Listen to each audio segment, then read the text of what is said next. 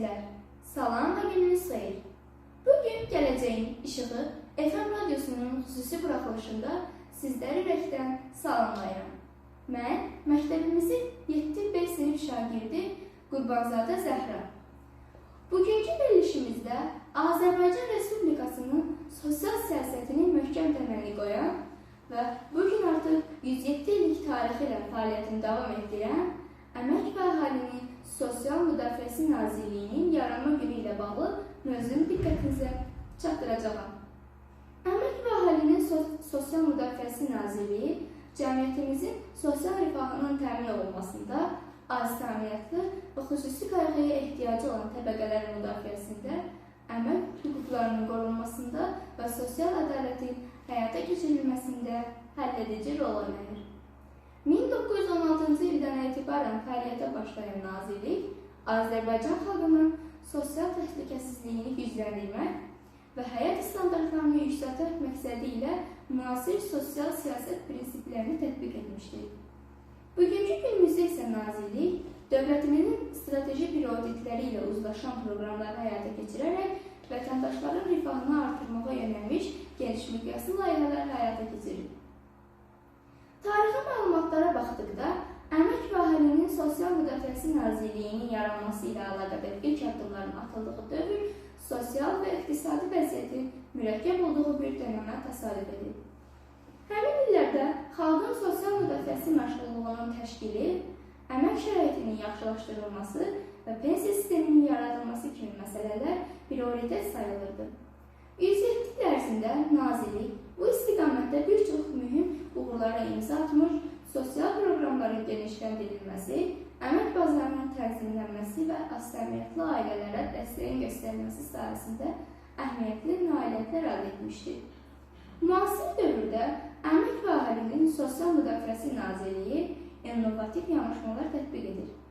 Elektron xidmətləri genişləndirir və vətəndaşlara daha azaltan sosial təminat sistemini təqdim edir. Məsələn, son statistik məlumatlara görə nazirlik tərəfindən həyata keçirilən sosial layihələr çərçivəsində ölkə üzrə yüz minlərlə ailə sosial yardımlar, müavinətlər və təqaüdlərlə təmin olunur. Eyni zamanda, əmək bazarında şəffaflıq, işsizliyin azaldılması və əmək hüquqlarının qorunması istiqamətində məqsədyönlü tədbirlər həyata keçirilir.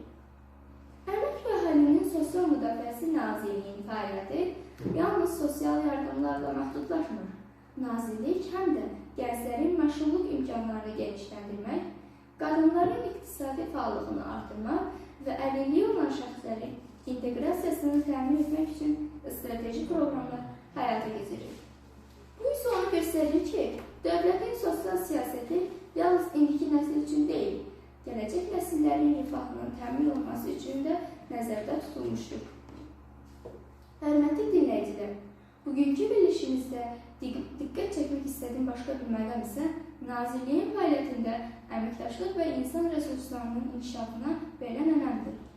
Nazirliyin mütəxəssisləri, sosial işçiləri və müxtəlif sahələrdə çalışan əməkdaşları 107 il ərzində xalqımıza yüksək səviyyədə xidmət göstərmiş, onların peşəkarlığı və fədakarlığı dövlətimizin sosial siyasətinin effektivliyini təmin etmişdir.